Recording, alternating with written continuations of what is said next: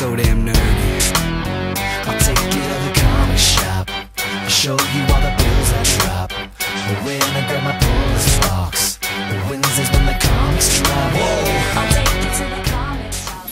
Hey guys, all this week we're going to be coming with WonderCon information specifically about the panels. If you check back the last couple of weeks, we've had a few videos, some on-site preparation, so I definitely recommend checking that out about some logistics regarding the convention center, and then just other information in terms of things that you should be planning out leading up to the convention.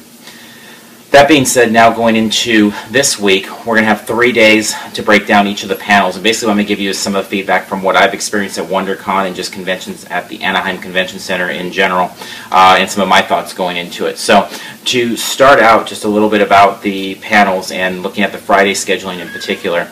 Before we get too much in depth, I want to talk some about just basics. And so, where I come from with the basics, have been to WonderCon, obviously, at the Anaheim Convention Center, D23, and also when they used to have the Wizard Anaheim show. So I've had a lot of experience just attending shows there and going to panels. That being said, when we talk about some of the logistics, I'll give you some numbers on the rooms and like how many people they sit. They can range depending on how the rooms are set up, how they have the staging and so on. So they can range greatly, especially when you talk about something like the arena where some of the big programming is. So that being said, something to consider, and we'll get more into that. Going into this year's show, my thoughts on WonderCon, I think it's going to be really busy, in particular Saturday. And so I wouldn't be surprised if it even gets to a sellout point on Saturday. I think it's going to be a pretty packed show because it built off last year, and more people are getting shut out of San Diego Comic-Con, and it becomes kind of that default thing, or it becomes this is what San Diego Comic-Con used to be. So I expect it to be a very crowded show. Going into a convention, one thing that's important if you're ever following my advice on panels is to understand that my personal bias is really to weigh the opportunity cost. I love going to conventions, obviously, but I really weigh, and so if I'm going to spend 2 or 3 hours in a line for a panel, it's got to somehow match up to that in terms of that fun, because I'm losing 2 or 3 hours either on the floor, talking to creators, or doing other things. So as I'm kind of going through and giving you my feedback on it, I'm always going to be biased towards also safety. And what I mean by that is you don't want to end up in a situation where you do spend an hour in line at a show and then you don't get in. Back in 2010, we made the mistake of getting in the Big Bang Theory line at San Diego Comic-Con about 2.5 hours before their panel time at Ballroom 20, and we spent 2.5 hours making our way through the line and ultimately never getting in. And thought, you know what, this is a new era of conventions, things pack quickly, you got to really plan, and not going to ever allow that to happen again. So any estimate I give you, I would just recommend even being more conservative than that if you really want to get into that show. But looking a little bit at the convention center itself, you can easily go online to the Anaheim Convention Center and look up the numbers yourself. But again, it's going to vary by how they have things laid out, how much stage space they're using, how much space they want to give chairs. But to give you a few ideas of numbers, the arena will go somewhere between 5,000 and 7,500, which is obviously a huge difference. Looking at the rooms like 300 A and B and those types of combo rooms, those should be around 1,000, 1,500. And then the smaller rooms will be around 300 or so.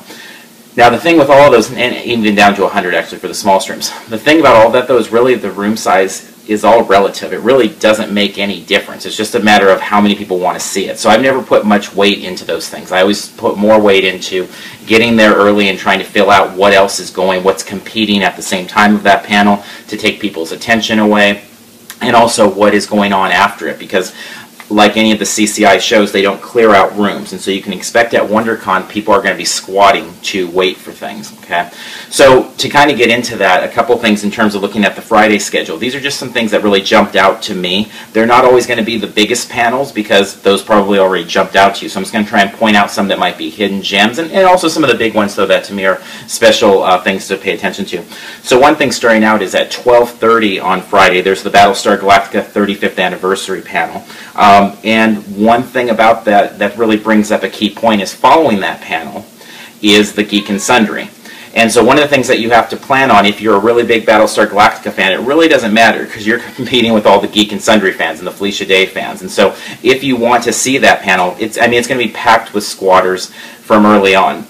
If I were going to want to go to either of those panels, and starting at 12:30, I would be in line for that at least around 10:30. And again, maybe that's unnecessary. Maybe it won't quite take that volume. Who knows? Maybe that's not conservative enough. But if I were looking at it, that's about how much time I'd be willing to invest in that.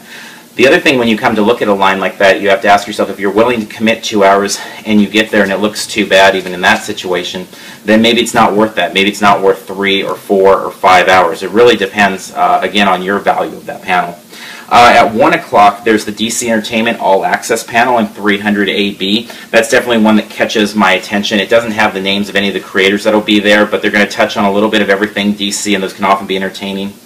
The fact that DC is such a prominent part of this WonderCon, their host, or one of the sponsors, I'm sorry, Marvel is obviously not there. And so I think they're going to really be making a big impression on this show, and I think a lot of their panels are going to have a little bit more punch than maybe they have in the past. So that's definitely what I'm planning on.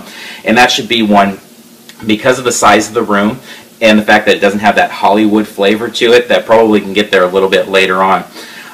James Robinson is one of the spotlight talents for WonderCon this year. He has a panel at 3:30 in room 208 on Friday. That's a great one. If you have not heard James Robinson speak, or you have not read Starman, you need to do both, because he's a really entertaining guy, very funny, and Starman is probably about the best thing I've ever read. And I've heard a lot of people say that. It's an amazing, amazing thing. Even if you're not into superhero books, it's really an amazing work, and so I'll definitely be there to see that.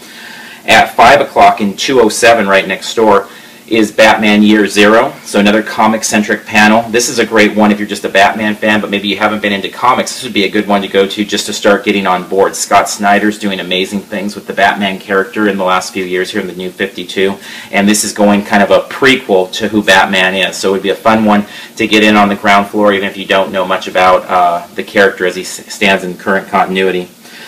6 o'clock is going to be a big panel in the arena, or I should say screening. WonderCon's keeping up their tradition, or DC's keeping their tradition at WonderCon, to have Superman Unbound, which is their next DC animated film. So last year they had Superman vs. the Elite, which was awesome. It's just a cool way to be able to see the movie. Not just that you're seeing it early, but the fact that you're seeing there with other fans in kind of a movie-type setting, which is obviously rare. It's awesome to get it on Blu-ray or you know, your DVDs, watch them at home, but it's a whole different experience to sit in a theater-type setting and be there. So that's in the arena. There should be more than enough seats. It should be something you could walk into right at 6 or later. It shouldn't be that competitive of a place, and that would be nice.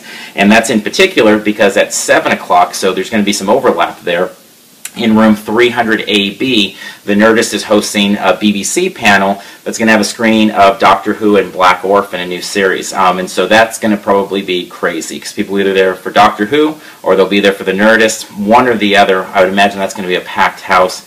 And so even more reason why Superman Unbound will probably be a little bit open. If you're interested in Doctor Who, but maybe you don't need it to be in that competitive of a setting, there'll be an encore screening of it later on in the weekend. So I'll talk about that on the next show that we talk about these things. So that's just a couple ideas of things on Friday. I just always encourage, everybody's interests are different. It really is a matter of just going through thoroughly the schedule and seeing what you're interested in. I can't recommend enough thinking about opportunity costs. Every panel I look at, if it doesn't interest me, I cross it off. I print them, cross it off. If it interests me at all, I say, how much am I willing to pay for it? And in Comic-Con, it all works with time. It's not money, because obviously it's all free. So how much time am I willing to put in to see the Nerdist talk Doctor Who? Is it 5 hours? Is it 1 hour? Is it none? For me, love the Nerdist, love Doctor Who, but I'm not willing to spend more than probably a half hour in line, and I know already that's not going to work.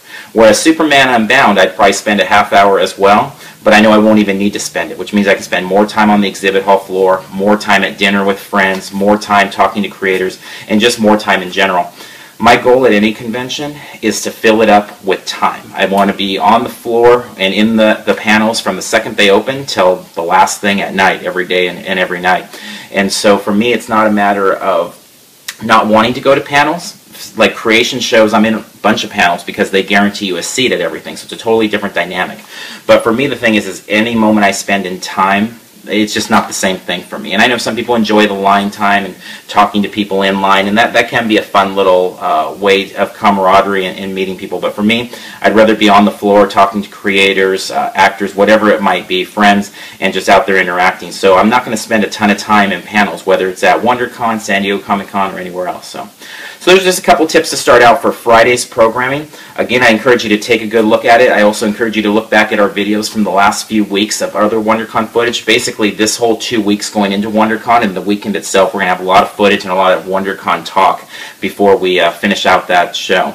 So we'll be back this week with programming for Saturday on Wednesday, and then we'll be talking about the Sunday programming on Friday this week. All right, see you in line.